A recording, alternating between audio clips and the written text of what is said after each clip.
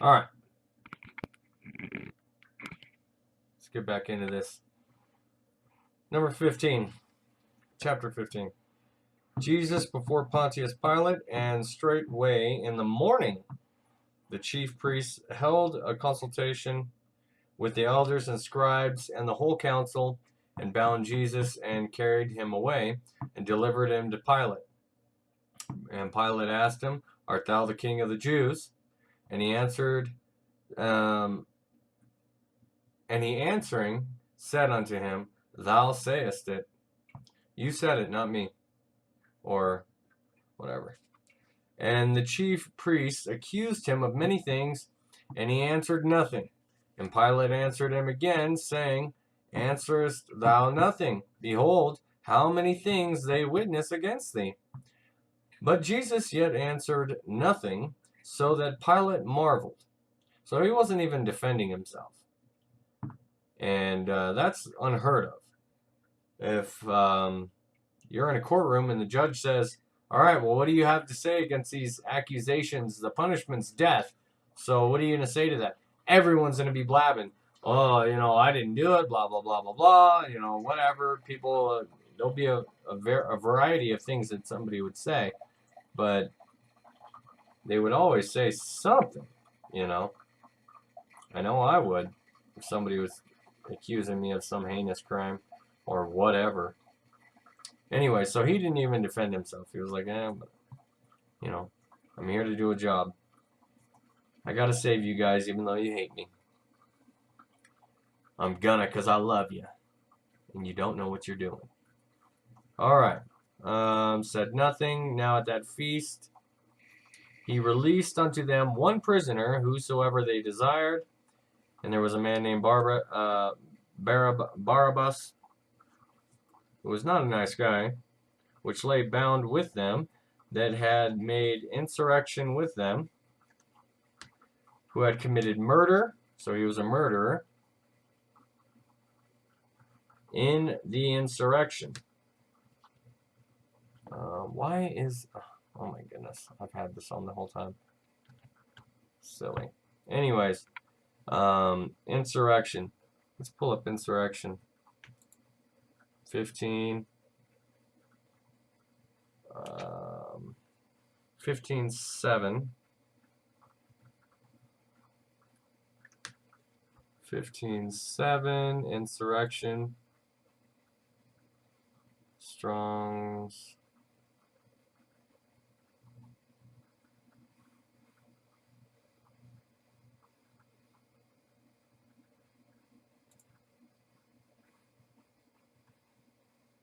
For some reason, it's not showing it. Let's see if this one.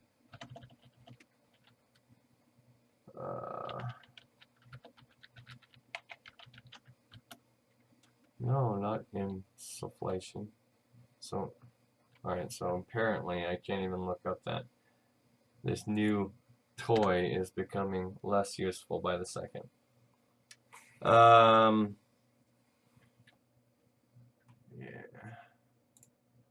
Smith's Dictionary. Let's try this one. I can probably copy paste it.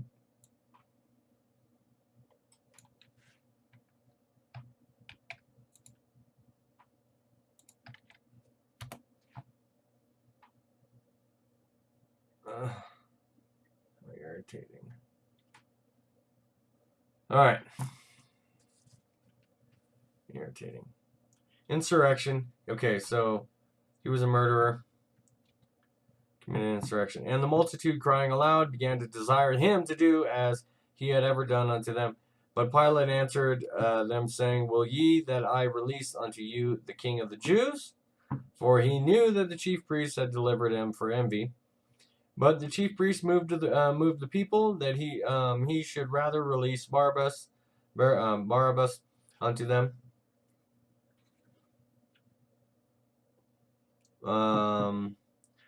What will ye then that I shall do unto him whom ye call the King of the Jews? And they cried out, Crucify him! Kill him! Then Pilate said unto them, Why? What evil hath he done? And they cried out the more exceedingly, Crucify him! They didn't. People are not going to care about the truth. You know, anything. They don't care. People don't want truth. They want what makes them feel good. So they're screaming out, crucify him, kill him. We don't care about the truth. We don't care that everything is going against everything that we're doing. Just kill him. And so Pilate, willing to content the people, released Barabbas unto them and delivered Jesus, when he had scourged him, to be crucified. Jesus crowned with thorns, and the soldiers led him away into the hall called Praetorium. And all right, Praetorium, that should be able to be looked up in the encyclopedia. If it is not, I'm going to be very upset. Praetorium. All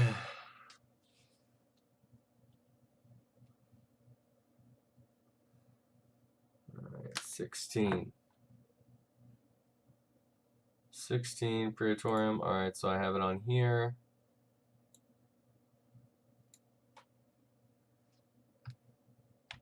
Copy. Strong's Praetorium, that's on there. All right, now what about on here? No, I just copied the other ones. Oh. All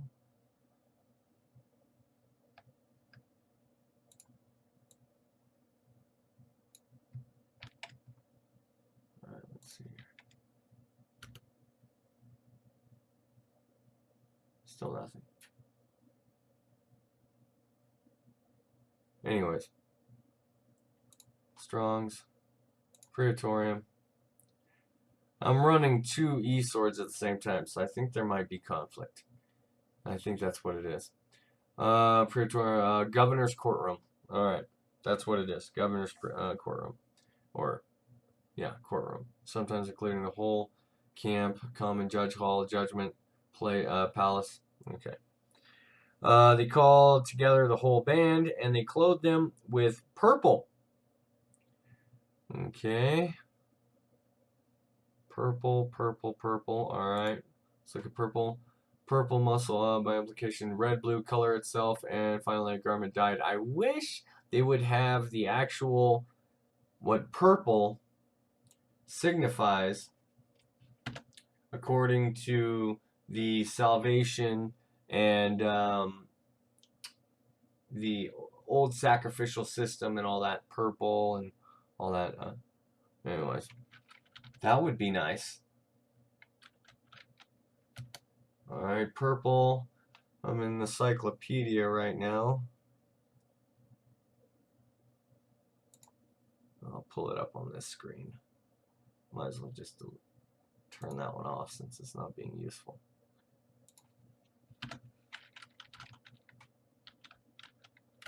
I was hoping to not have to click back and forth, but it's not working that way. Anyways, there's some stuff right there on purple. Let's see. Purple means a list. Syria, violet, scarlet's nowhere. Deep red.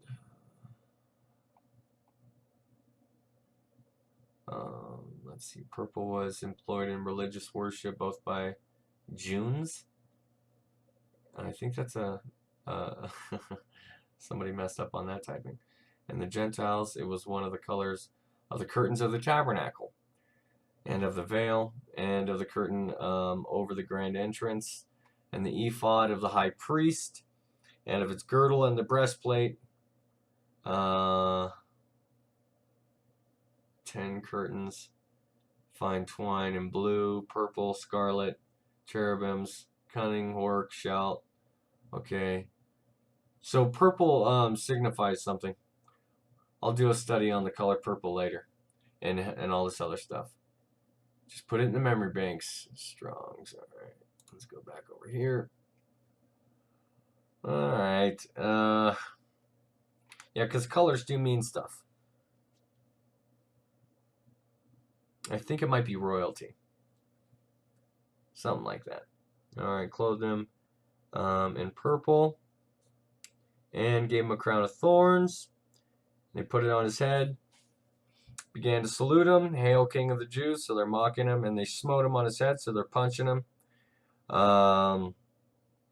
with a. They're punching him. They're beating him with a reed, and they're spitting on him, and they're bowing on their knees, worshiping him, mocking him. And when they had mocked him, they took off the purple from him and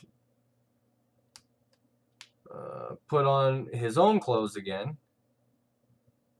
So they beat him, they bloodied him with that purple stuff, the purple clothing on him. Then they took that off, and then they put his other clothing back on him, and let him out to be crucified. And they compelled one Simon, Cyrenian. All right, let's pull up Cyrenian. I know the Cyclopedia should have that. All right. Let's see if we can do it. Where is it?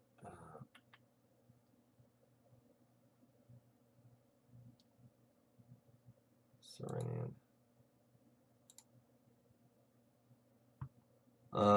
Cyrene, a native. It's not as useful as I wanted. But anyways, those are the Matthew, Acts, Mark, Luke. Yeah. All right. Let him out, and they bring him. When Simon, who passed by coming out of the country, the father of Alexander and Rufus, to bear his cross, Jesus crucified, and they bring him unto the place Golgotha, which is being interpreted the place of a skull.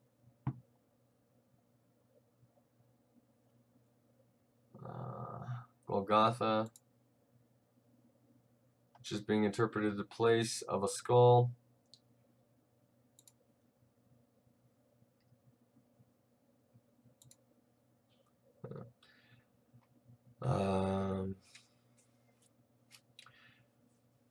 And they gave him to drink wine mingled with myrrh, but he received it not. And when they had crucified him, they parted his garments, casting lots upon them, which every man should take. And it was the third hour, and they crucified him. And the superscription of his accusation was written over, "The King of the Jews." And with him they crucified two thieves, the one on his right side and the other on his left. And the scripture was fulfilled, which saith, "And he was numbered with the transgressors." So more prophecy being fulfilled. And they that passed by railed on him, wagging their heads and saying, "Ah, thou that destroyest the temple and buildest it in 3 days, save thyself and come down from the cross." Likewise also the chief priests, mocking, said among themselves with the scribes, "He saved others, himself he cannot save, lest Christ the King of Israel descend now from the cross, that we may see and believe." And they that were crucified with him reviled him.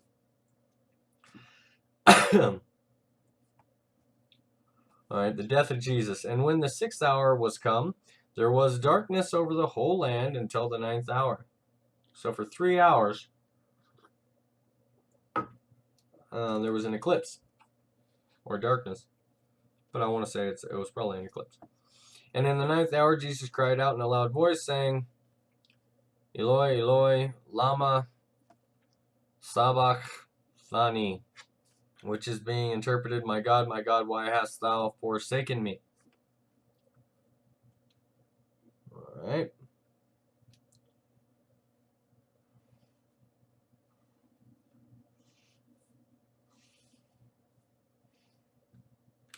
All right, let's look up for a second. 34.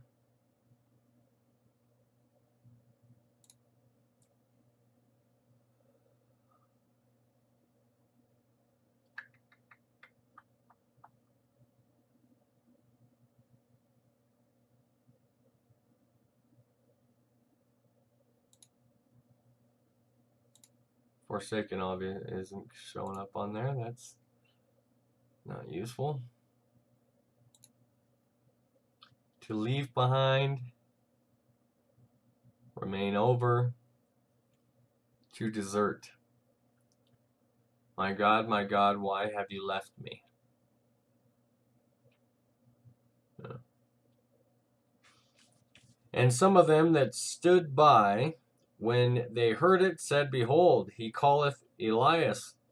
And one ran and filled a sponge full of vinegar, and put it on a reed, and gave him to drink, saying, Let alone, let us see whether Elias will come to take him down. And Jesus cried with a loud voice, and gave up the ghost.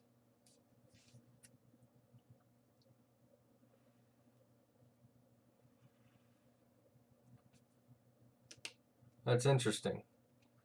All right, let's go to 37. 37, it doesn't say it's finished. All right, let's compare. Gave up the ghost, 15. All right, let's go to compare. So the American Standard Version, Jesus uttered a loud voice and gave up the ghost. The Jesuit Bible, and Jesus, having cried out with a loud voice, gave up the ghost. Then Jesus gave a loud cry and breathed his last. Jesus cried a loud voice and gave up the ghost. To expire. Okay. Anyways, I'm gonna have to.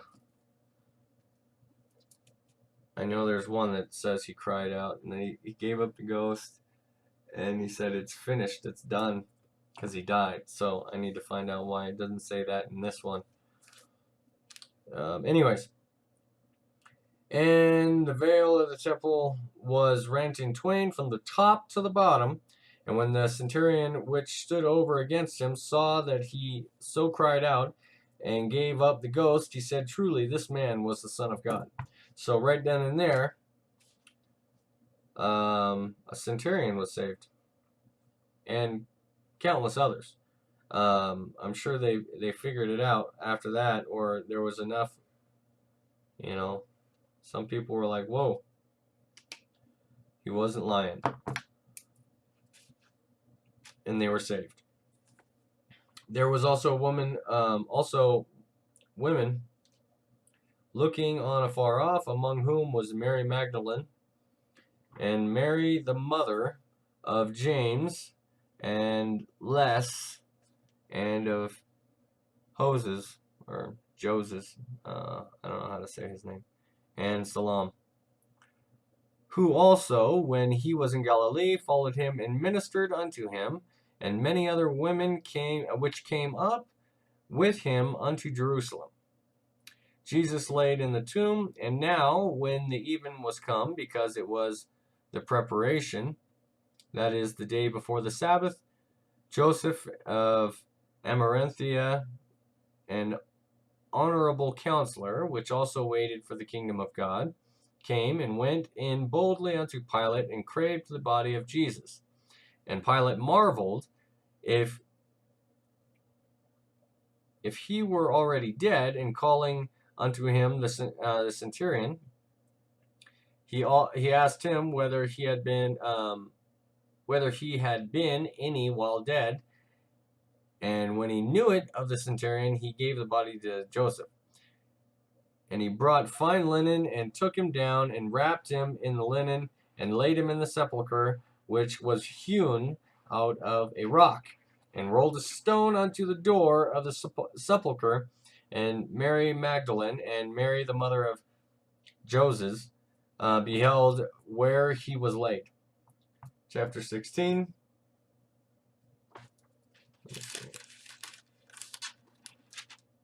Oh yeah, let's just finish it. All right, 16. The resurrection of Jesus.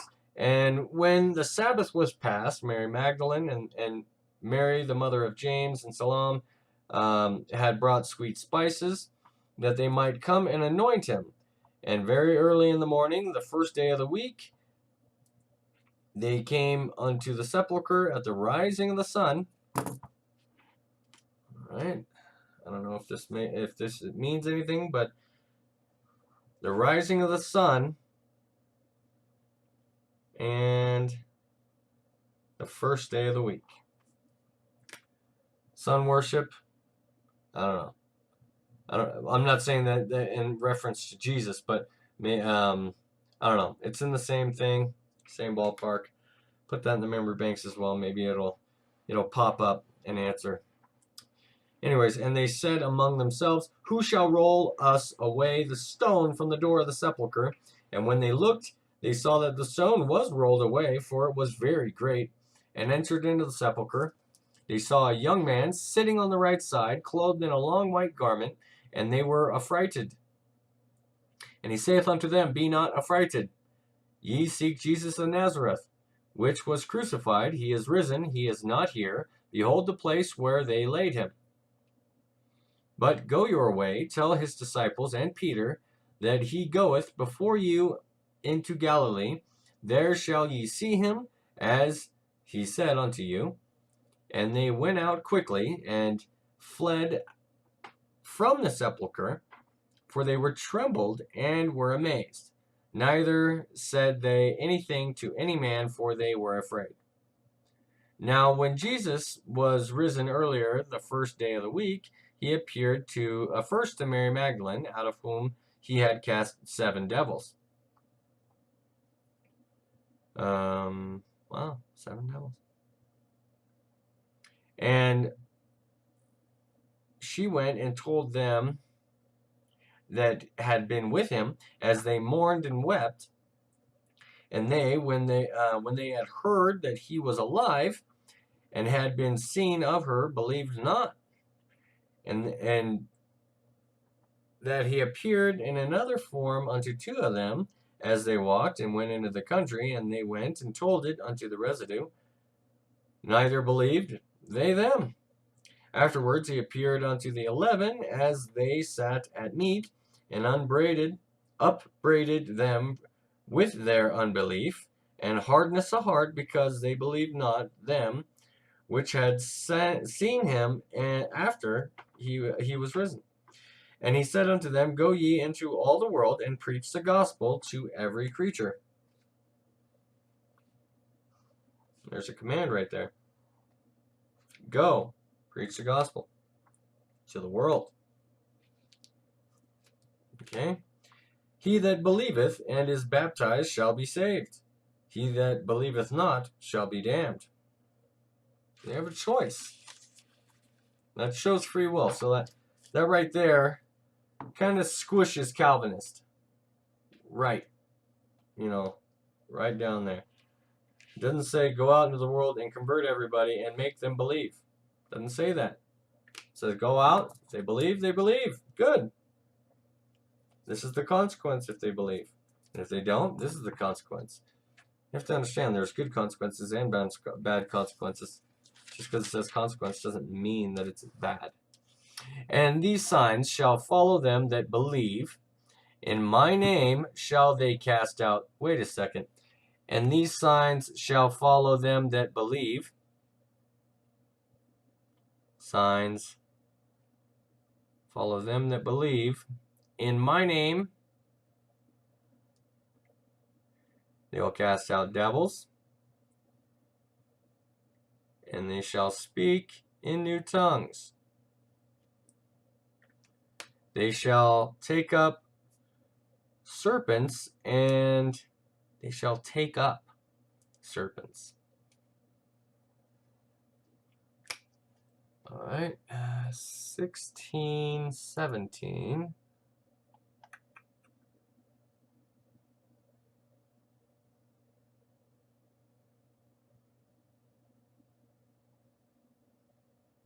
Oh, 18.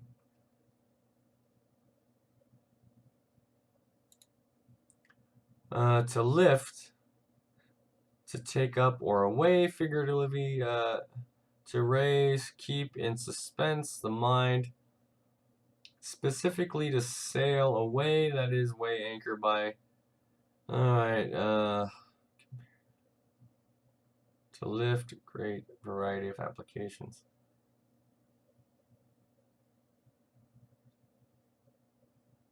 Suffer to. Sin away, to bear, to lift, loose, to make. Make, to doubt, put away, remove. Okay. Put away, remove. Put away, remove serpents. They shall put away and remove serpents, and if they drink any deadly thing, it shall not hurt them. So people won't be able to poison them to death, apparently.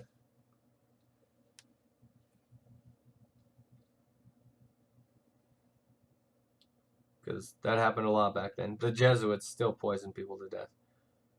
It shall not hurt them. They shall lay hands on the sick, and they shall recover.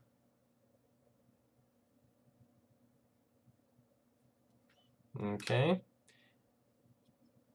Now, we're going to have to find out if this was... I mean, I know these gifts can be given to, anyone nowadays as well. However, you don't see this kind of stuff happening nowadays, or at least I haven't seen the realness of these things nowadays as much.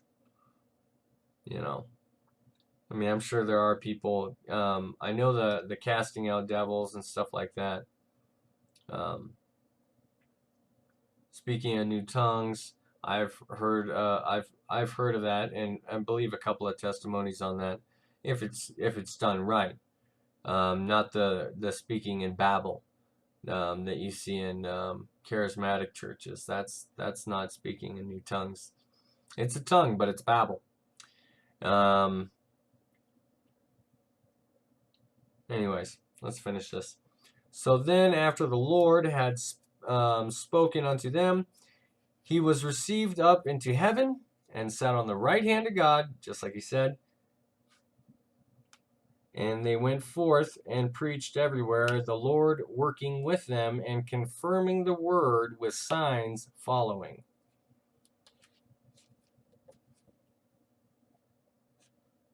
All right, confirming. All right, and so ends Mark. And then we'll go into Luke.